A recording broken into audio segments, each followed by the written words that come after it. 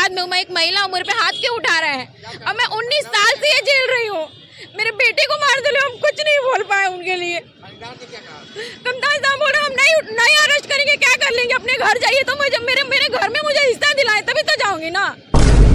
अगर मेरे साथ कुछ भी होता है इस दौरान तो मेरे मौत के जिम्मेदार मेरे ससुराल वाले होंगे। मेरी सास, मेरी तीनों नंदे, मेरे तीनों देवर, मेरे ननद नंदोई और उनके ससुराल वाले। ससुराल मेरा मानसकुटी चरित्र वन है, नौलखा मंदिर के आगे, बिजली विभाग के ऑफिस के सामने, पीले कलर का घर।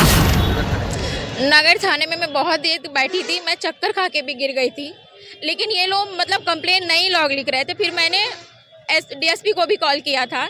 उसके बाद शाम को जब मेरी हालत ख़राब हो गई, मुझे सांस लेने में दिक्कत होने लगी, तब जाके इन लोगों ने मेरी कंप्लेन लॉग की। मैं यहाँ की बहू हूँ। मेरे ससुर पेशे से वकील हैं, अखिलेश्वर पांडे, और मेरे पति का नाम है श्री कमलेश्वर पांडे। 2007 में 23 जून को हमारी शादी हुई थी। ये लोग ही रिश्ता लेके गए थे और मेरी शादी को 18 साल से लगभग ऊपर हो चुके हैं। ना मेरे पति मुझे साथ रख रहे हैं, ऊपर से मेरे ऊपर केस कर रहे हैं, डाइवोर्स भी फाइल कर चुके, लेकिन मुझे इनको डाइवोर्स नहीं देना है क्योंकि मेरा एक बेटा था 7-8 साल का, जिसको मेरी सास ने पानी की टंकी में डाल के मार डाला। फिर भी मैंने बर्दाश्त किया कि चलो, मैं अभी फ़िलहाल मेरे मम्मी पापा नहीं हैं, मेरा भैया भी नहीं है, तो ये लोग मुझे परेशान कर रहे हैं। 3-4 केस कर दिए हैं। अब मेरे पास ना कोई काम है, ना धंधा है, ना कोई रहने का ठिकाना है। तो मैं अपने ससुराल आई थी क्योंकि 3 साल से मेरे हस्बैंड ना आ रहे हैं, ना मुझसे बात कर रहे हैं, ना अपना दिल्ली के घर का एड्रेस बता रहे हैं। तो इसलिए मैं यहाँ कल आई थी। तो इन लोगों ने मुझे घर में, मेरे पति थे सब कमलेश्वर पांडे, मेरे ससुर अखिलेश्वर पांडे थे, और मेरे दोनों देवर रामेश्वर ज्ञानेश्वर, और मेरे नंदोई सौरभ तिवारी, और मेरी ननद उमा पांडे, जिनको हुमा पांडे भी बोलते हैं, और मेरी सास नीलम पांडे, और 2 लोग और थे जिनको मैं बाई फेस पहचानती हूँ, बाई नेम नहीं जानती।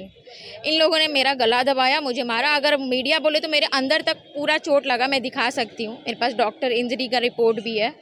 लेकिन दुख इस बात का है कि बक्सर का प्रशासन अभी तक किसी को अरेस्ट नहीं किया है। मेरी बस इतनी मांग है कि मुझे यहाँ से न्याय मिलना चाहिए। मैं यहाँ की बहू हूँ। जब तक हमारे बीच कोई सुप्रीम कोर्ट या किसी कोर्ट से कोई निष्कर्ष जवाब नहीं मिलता, मैं संवैधानिक रूप से उनकी बहू हूँ। उनको मुझे खर्चा या मुझे रहने का अधिकार दें। मैं ऐसे कहाँ भटकूँ? ऐसे मेरे साथ कुछ भी हो सकता है क्योंकि मेरे पास कोई रहने का ठिकाना नहीं है। मेरे पे इतना सारा कर्ज हो गया है जो मैं अफोर्डेबल नहीं हूँ। अब अगर ज़्यादा हुआ है तो मेरे पास एक ही ऑप्शन बचता है कि शायद मैं कहीं डिप्रेशन में आके मैं सुसाइड ना करूँ।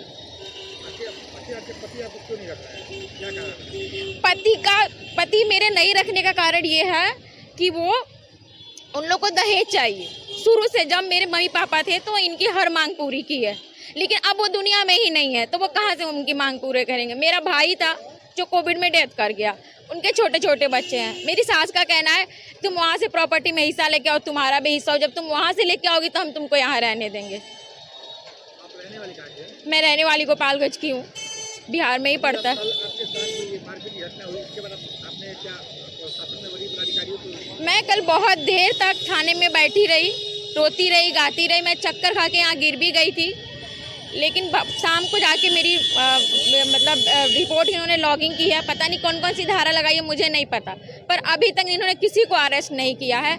और मैं यहाँ कल से भटक रही हूँ थाने के आसपास, अभी तक किसी को, यहाँ तक कि मेरे पति को बुला के, हमारे थानेदार साहब ने बुला के पूछा भी नहीं।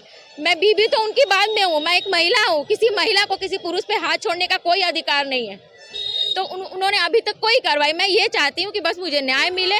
और ये मैं जब तक मेरा ये लोग कोर्ट से डाइवोर्स नहीं होता, मुझे यहाँ रहने की जगह मुहैया करवाई जाए। अगर मेरे साथ कुछ भी होता है इस दौरान तो मेरे मौत के जिम्मेदार मेरे ससुराल वाले होंगे। मेरी सास, मेरी तीनों नंदे, मेरे तीनों देवर, मेरे ननद नंदोई और उनके ससुराल वाले। ससुराल मेरा मानसकुटी चरित्र वन है, नौलखा मंदिर के आगे, बिजली विभाग के ऑफिस के सामने, पीले कलर का घर है। मेरे हस्बैंड अच्छा खासा कमाते हैं, वो चाहेंगे तो 10 लोग का खर्चा चला सकते हैं। यहाँ 3 साल से वो बिल्कुल, मैं उनके टच में नहीं हूँ। 3 साल से वो एड्रेस ही नहीं बता रहे हैं। उन्होंने गुड़गांव कोर्ट में डाइवोर्स भी फाइल रखा, लेकिन खुद डेट पे नहीं आते हैं और मुझे नोटिस भिजवाते रहते हैं। अरे क्या बोल रहे हैं? मेरा नाम है सुप्रिया, मेरा डॉक्यूमेंट नेम है सुप्रिया पांडे। नगर थाने में मैं बहुत देर बैठी थी, मैं चक्कर खा के भी गिर गई थी, लेकिन ये लोग मतलब कंप्लेन नहीं लॉग लिख रहे थे। फिर मैंने डीएसपी को भी कॉल किया था।